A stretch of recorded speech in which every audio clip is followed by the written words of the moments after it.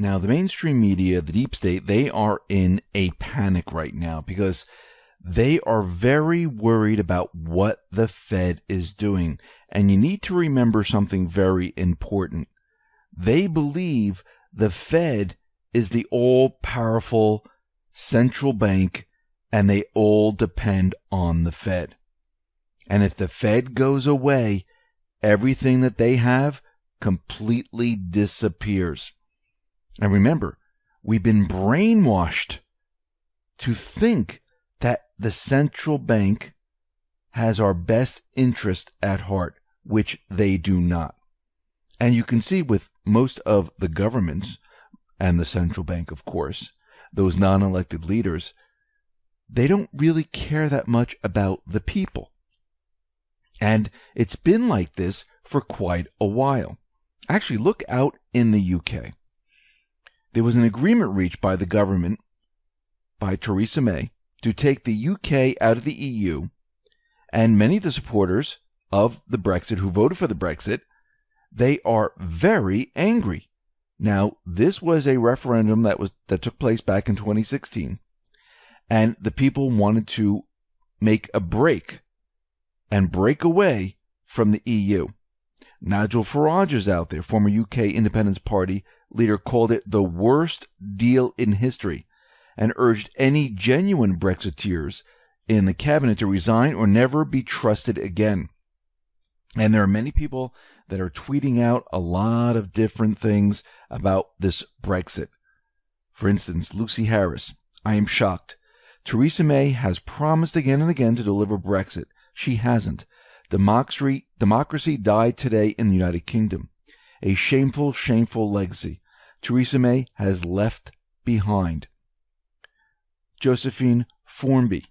Today we learned our votes do not matter. This is an utter betrayal, a shameful, humiliating disgrace. May has no mandate to sell our sovereignty. This has to be stopped. And we've seen this time and time again. This is not the first time. Remember in Greece, when they voted in Tsipras, he was going to basically not do what the central bank said to do, and he fell right in line and did whatever the central bank told him to do. And we can see that still out there throughout the world, the deep state, the central banks, they are still in control. Now, with this Brexit deal, this will probably go into a transition period. They'll be in limbo, most likely forever. And this is exactly how they wanted. They always formulate everything so it doesn't benefit the people. It benefits themselves.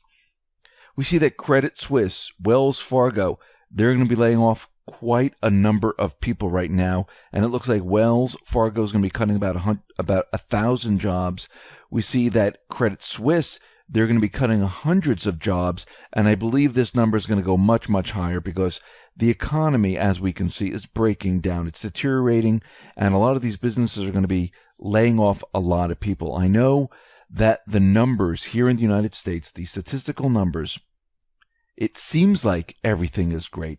But if you look around the world, and you can really see this, everything is starting to slow. Everything's starting to break down. This is all being done on purpose. Think about it. Putting tariffs into place and putting all these things into place, what does it do to the central bank system? Remember, this is the whole point of this, is to get out of the central bank system. The only way to do it is to crash it, is to make it implode on itself and then present it to the people that they're responsible for doing this. So we never have a central bank again. We just can't say, the central bank, they're not really working for the people here. People will go, really? Oh, we never really realized this, and maybe we should get rid of it. Now, if we did get rid of it in that way, the central bank, like they've done many, many times before, they will try to get back into power, and the people will let them. If the central bank is blamed for this crash, and it has to be an incredible crash where everyone realizes what's going on. Yes, people are going to get hurt. People are not going to understand what is going on. Those people that are prepared, they will understand. But this is the only way to wake people up and understand what the central bank has done. And then you take it to the next step where you have complete transparency. You audit them and then show the people. And guess what? At that point, that's when the people will say, never again. Now, of course, over time, many, many years, the central bank will try to creep back in. It will try to push its laws. It will promise riches to those people that do this. But again, over time, we have to tell each generation that it's the central bank that is the problem. Now, in the United States, we see that U.S. retail sales growth spiked around 0.8% month to month after they revised a 0.1% drop in September. However, core retail sales rose only by 0.3% month on month, below expectations. And everything rose except for furniture, home furnishings, food service, retail places. And we should see a little bit of movement in purchasing because we are coming into the holiday season. But I don't think it's going to be as big as it's going to be now. People might use their credit card because, again, the FICO scores have changed. People are probably getting new credit cards sent to them. You know how they just automatically send them to you? You don't request them. And then if you go ahead and you activate it, then you have a new credit card. Well, I think this is what is happening right now, and they're sending this out to all these people. A lot of people are going to get them. They're going to feel like, maybe we should have a great Christmas, a great holiday. Maybe we should go out and purchase. But again, this is all on debt. This doesn't mean that people have more money. This means they're taking out more debt. Now, if we look at the year-to-year growth in the control group retail sales, it was about 4.5%. This is the weakest since April. And this is the holiday season. We should start to see this move up quite a bit. But I think it's just going to be bouncing around flatline for most of the holiday season. And I think as we come out of this, and yesterday we reported how Macy's includes its online sales in its comparable store sales and make you think that their same store sales are doing fantastically. And then we find out that no, they're really not. Actually, they're doing terribly, but they're combining the numbers. This is how they get around all of this. We see Maersk is out there. They are sounding the alarm, announcing that there's going to be a slowdown in 2019. Now, of course, they're blaming this on the tariffs. This is the problem. Now, you have to remember, this is the plan to bring the global central banking system to its knees because we are at the end of the system. It's going to crash no matter what. But you want the system to crash, and you want the patriots to have the upper hand so they can point the blame, so they can push bills out there to audit the Fed, to show what they've been up to. Because if the system crashed with the Fed in control, we would just restart the system and the central bank would still be in control. The whole point of this is not to have the central bank in control. We see Jim Cramer's out there, and he's urging Jerome Powell to soften his rhetoric on rate hikes. He said, listen, the central bank should increase rates one more time this year, and then just wait and see what happens. Don't do it any more times. Now, again, the plan right now is to continually raise rates. One more time this year, 2-3 times next year, until we hit that area where everything starts to break down. And once it starts to break down, this is when Trump and the Patriots are going to go into overdrive to say, hey, the economy's doing fantastically. I told you the Fed was raising rates. Now the economy's coming down.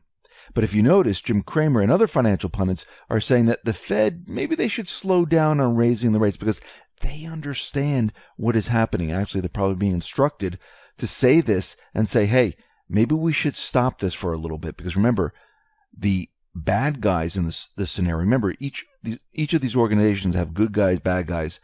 They know that this is going to bring down the system. And they don't want the Fed to be blamed. They want Trump to be blamed. But right now, they're stuck. We see that Fed watchers, they're left puzzled by what Powell was trying to communicate. Now, Jerome Powell left people very confused as to his intentions during a discussion in Dallas on Wednesday night. He emphasized the U.S. economy was strong, while he had concerns about how long the recovery could last. Now that's very interesting. The economy's strong, but he's concerned about how long this can last. Remember, these individuals, they know that this is an illusion. They know that this economy is not strong. I mean, they're out there telling you this, but they know, just like Trump knew before he came into office, that this whole thing was completely fake. Everything was in a bubble. Everyone still knows this. And he's using the manipulated data to protect himself, the patriots, who are trying to bring down the system. And Powell had many opportunities to lean toward a more cautious policy stance, but he said, no, we're sticking to our guns. We're going full steam ahead. And we see right now, when they asked him, are you worried about it? Are you looking at this? He says, yeah, we're monitoring them. Don't worry about it. And we need to remember, Trump was out there, and he's been contradicting Powell, saying, I thought he was an easy money Fed. I didn't realize he was going to raise interest rates like this. I didn't realize that he was going to do it so quickly. I didn't realize this is going to be a problem because we have debt coming soon. So if things start to fall apart, it's the Fed's fault. This was coordinated. This was the plan. And to bring down not just the Fed, but to bring down the global central bank system, you need to put certain things in place. Part of the agenda with tariffs and everything else is to bring manufacturing companies back to this country. What they also know is if they put these into place, the rest of the world will start to fall apart. And the ECB, the Fed, the IMF, the BIS, they won't be able to stop this. And countries will start to realize that this debt and what is going on here is not good for the people of each and every one of these countries. And that is going to be the narrative push throughout the world. The central banks are responsible for the crash of the system. But of course, on the other hand, the deep state, the central bank, they're going to try to control the narrative. They've been trying to. It's not working. They are failing at it. And we can see that we're moving in that direction. Now, those people that are not aware of what's going to happen, haven't been preparing for what is going to happen, yes, these people are going to get hurt. These people are going to be angry. They're going to be pissed off. Part of this needs to happen because when you have people that are angry, pissed off, they want to know why this happened. And when everyone starts pointing the fingers and everyone starts saying, we need to know what the Fed has done, we need to know what the IMF has done, we need to know what the ECB has done, that's when people start waking up. A lot of people don't wake up for much. A lot of people stay sleeping. They're not bothered by a lot. But when you go after their money, their currency, when people lose their hard-earned currency, that's when people snap out of it. That's when people say, wait a minute, what just happened here? I want to know the truth. Not much snaps people out of it, but that definitely does.